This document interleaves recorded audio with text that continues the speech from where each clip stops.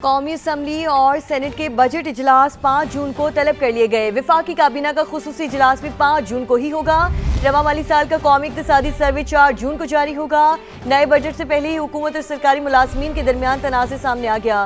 13 नुकाती charter of demand हुकूमत के सामने रख दिया। मजीद जानेंगे इस्लामाबाद में समा की ब्यूरो चीफ शकील अहमद हमारे साथ मौजूद हैं। शकील, कहिएगा विफाकी बजट के हवाले से क्या डिटेल्स हैं आपके पास?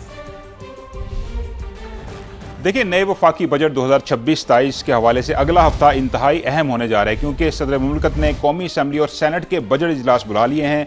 5 जून बरोज़ जुमा कौमी असम्बली का जो बजट इजलास है वो शाम 5 बजे होगा और उसी रोज़ दोपहर 6 बजे जो है वो सेनेट का इजलास होगा।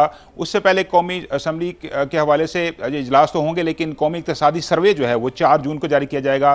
फिर 3 जून को नेशनल इकनॉमिक काउंसिल का इजलास है। उससे पहले 1 जून को APCC का इजलास है, जिसमें तरक्याती प्रोग्राम की मंजूरी दी जाती है और मैक्रो इकनॉमिक अहदाफ तय किए जाते हैं। अहम बात यह है कि नए बजट के हवाले से 3 मुख्तलिफ कमेटीज़ काम कर रही हैं। एक वफाकी वज़ीर ख़जाना की सरबराही में है, दूसरी डिप्टी प्राइम मिनिस्टर इसाक डार की सरबराही में है और तीसरी कमेटी आहद चीमा जो कि इक्तिसादी उमूर के वज़ीर है उनकी सरबराही में काम कर रही है और मुख्तलिफ टैक्स प्रपोजल जो हैं वो तैयार की जा रही हैं। लेकिन अहम बात यह भी है कि हुकूमत पाकिस्तान महंगाई के तनासुब से वफाकी सरकारी मुलाजमीन और पेंशनर्स को रिलीफ देना चाहती है, लेकिन मुलाजमीन का एक 13 नुकाती चार्टर ऑफ डिमांड सामने आ गया है, जिसमें उन्होंने वाज़ेह किया है कि हम 100% चाहते हैं इजाफा तनख्वाहों में और पेंशन में, और इसके अलावा जो मिनिमम वेज है वो 50,000 पर मुकर्रर की जाए और पेंशन जो है मिनिमम वो भी 50,000 मुकर्रर की जाए। इसके अलावा 30% डिस्पैरिटी रिडक्शन अलाउंस दिया जाए। मुख्तलिफ सरकारी महकमों की जो तनख्वाहें हैं उसमें फ़र्क है, बाज़ महकमों की ज़्यादा हैं, बाज़ की कम है, तो उसको फ़र्क को कम किया जाए।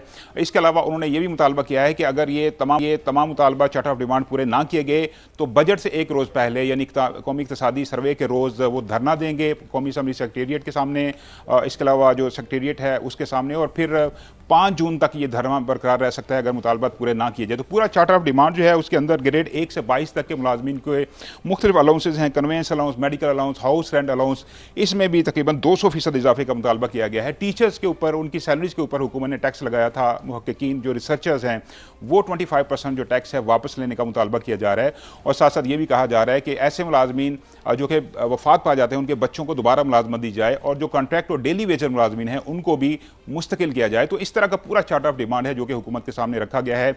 अब हुकूमत अपना बजट देखते हुए फैसला करेगी कितना रिलीफ देना है, लेकिन अहम बात यह है कि जो मुख्तलिफ टैक्स प्रपोजल्स हैं उन पर काम हुकूमत के सामने रख दिया गया है।